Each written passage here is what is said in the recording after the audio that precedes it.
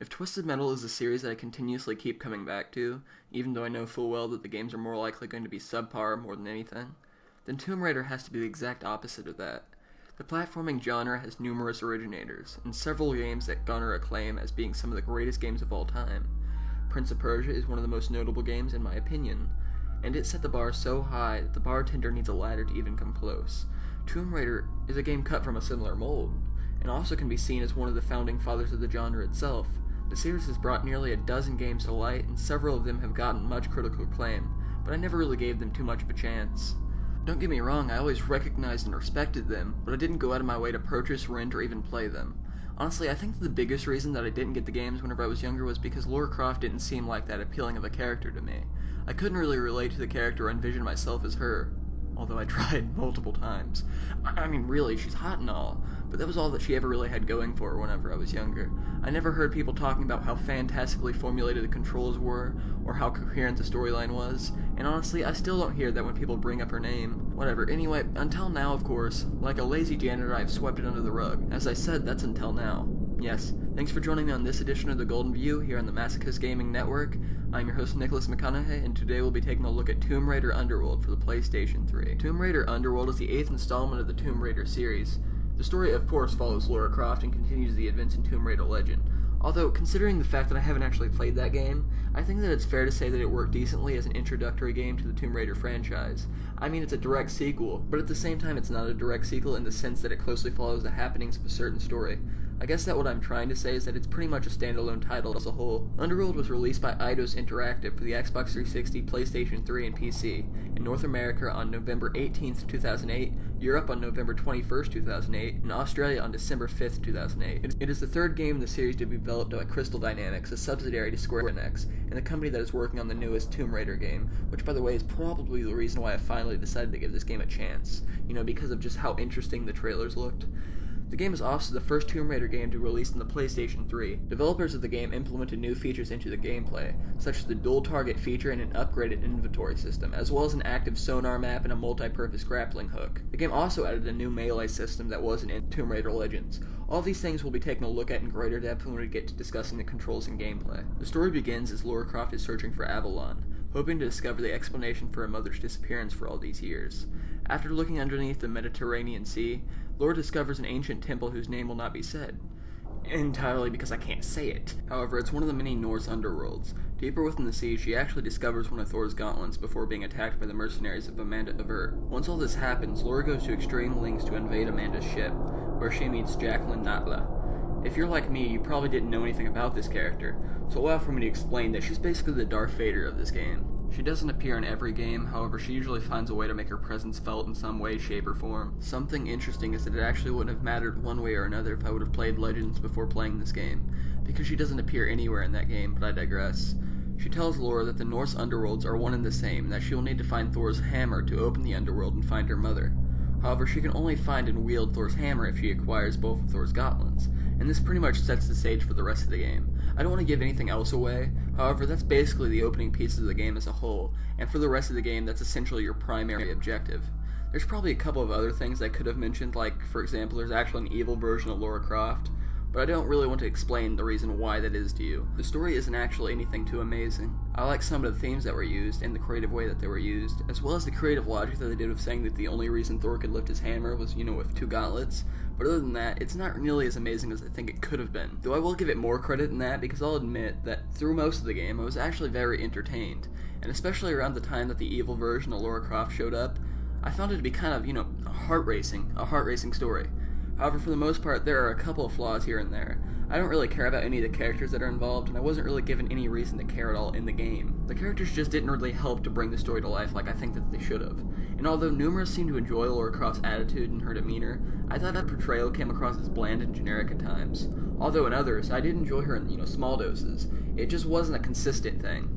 Anyway, I'm giving the story of this game an overall 7 out of 10 for an engaging story on paper with good ideas but with only adequate delivery. I didn't really enjoy how the controls worked at first. However, one could say that I shared a similar first impression to something like Resident Evil, where, whenever I played it, it took me a little bit to understand the controls. This of course isn't Resident Evil, but the same logic applies, because when the game began, I was jumping all over the place like an idiot. and now I jump around like an idiot with a purpose. I found the controls to be comparable to Uncharted and Prince of Persia. Now they weren't nearly as cleverly formulated or as polished, but I could see where they were coming from. Oh, and for the people that get bent out of shape whenever somebody says that it's comparable to something like Uncharted, even though most of them came out before, I think that the reason this happens is because while Tomb Raider is rightfully recognized as one of the innovators, Uncharted pretty quickly became the measuring stick for which everything else is compared. When I said this game wasn't very polished, like the other games that I mentioned, I mean that there are several malfunctions and unnerving times when the game's controls are unresponsive. I think that if it were anybody else that was reviewing these controls, they'd probably get a more negative reaction than what I'm trying to give to it. However, I have gotten used to these kind of quirks when it comes to platforming and what that has to offer. I'm actually able to see more clearly when it comes to the brighter aspects, and while I wouldn't call these controls anywhere near perfect, they aren't bad by any means, and they assist the game's environment considerably. I think that the biggest criticism from critics were the horrible fighting mechanics, which are almost hardly used throughout the game. In the game, you'll have to fight a variety of creatures such as tigers and lizards. However, they're in such a low quantity that the flaws in the controls aren't made as prominent.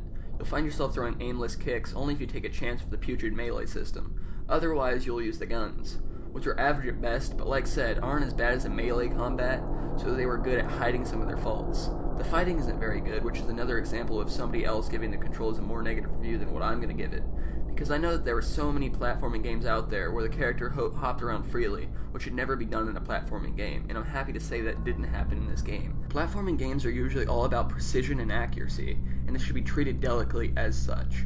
I think that Underworld understands that, and it lets the fact reign through with the game, which is why I'm deciding to give the controls for all they're worth and all they're not an 8 out of 10. The biggest downfall of this game lies within the gameplay, which I hate to say because for everything that it was, I think that this game had the landscape to be one of the most enjoyable platformers that I've ever played.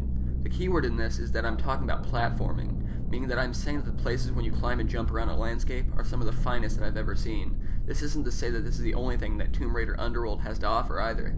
I'm just saying that it's one of the primary pieces of praise that I had for this game. I would also say that the puzzles were well constructed, albeit not as brilliantly crafted as some of the other things that I've seen. Shades of the controls. However, I am not going to do that. I am not going to do that because the biggest flaw in this game is the incredibly large amount of glitches. I noticed the glitches from the very beginning of the game, and they all started off as, relatively simplistic, not really big deals, but little nuisances that escalated into something much worse than that. At first it was simple things like being able to walk through walls, disappear, and fly. There wasn't really anything that was too bothersome. I mean, okay, those things seem like they could be a problem, but they really weren't because the overall game itself delivered at a somewhat consistent basis. The biggest problem in the game happened when I was nearing the end of the game, and it brought down the rating considerably. Basically, there's a level in the game where you're making your way down to the bottom of an area. However, before you can actually make your way down to the area, you have to jump onto a series of levers. You jump on one, it closes the lid to something that is draining to the floor below, so you can go a little bit more down. You keep going and doing this, and it's pretty simple. However, eventually I came to a point where one of the levers wouldn't react to me jumping on it. At first I thought there might have been something, like that's something that I missed. Maybe there was something unique about this one, something that I need to do before I can carry on. But after looking around, I realized that I didn't miss anything. I looked online, and as it turns out, this problem has been reported multiple gives, and there's no known solution given of how to fix this problem. Several people said that they worked around it by loading one of their older saved files, but I chose to use the autosave feature here. Why should I have to think ahead in case a game or developers are so incompetent that they don't make their game playable? I shouldn't. And in order for me to be able to continue playing with this game, I have to, and I'm not going to. Some said that the game's length was too short, but I thought it was fine. Anyway, the game for the admirable gameplay in terms of platforming and puzzle solving, well hidden but mediocre fighting, and sometimes broken gameplay gets a 6.5 out of 10 from me. The graphics find their way to really boost some of the games that are reviewed for the newer consoles, and I see no reason why that shouldn't be the case. The scenery in this game was nicely formulated and did justice to what was, deep down inside, a good game. And generally, it just looked nice. I'm not going to say that it's some of the best stuff that I've seen because quite frankly it isn't, and it's nowhere close in fact. But it was nicely done, and designing some of the areas that had to be designed in this game could have been no easy task. Everything from the Mediterranean seas all the way to Croft Manor looked well thought out and sculpted. For the graphics and style of this game manages to crank out a 9 out of 10 from me. I said it earlier in the review, and I'm not so sure that I can say it any more eloquently than the way that I put it originally. Through all the mistakes that were made in this game, at the very root of it, it's a good game. The problem stems from the fact that the developers were seemingly careless. It's almost like they didn't even bother testing the game after making it because some of the problems are too blatant to have missed. I'm not simply talking about the error that I had either, because I actually went to Tomb Raider's official website for the game, and I saw a pile of glitches and malfunctions that without answers or solutions.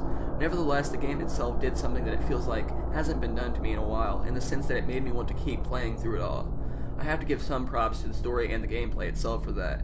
And while I think that there is probably better games in the series out there, I'm actually still satisfied with Tomb Raider Underworld as being the game that truly got my feet wet in the Tomb Raider series. Taking into account the amount of enjoyment that I had with this game, as well as the fatal glitch that ended the experience for me, it still managed to crank out an 8 out of 10, bringing the overall rating of this game to a 7.7 out of 10. Thanks for joining me on this edition of The Golden View, and I'll see you next time.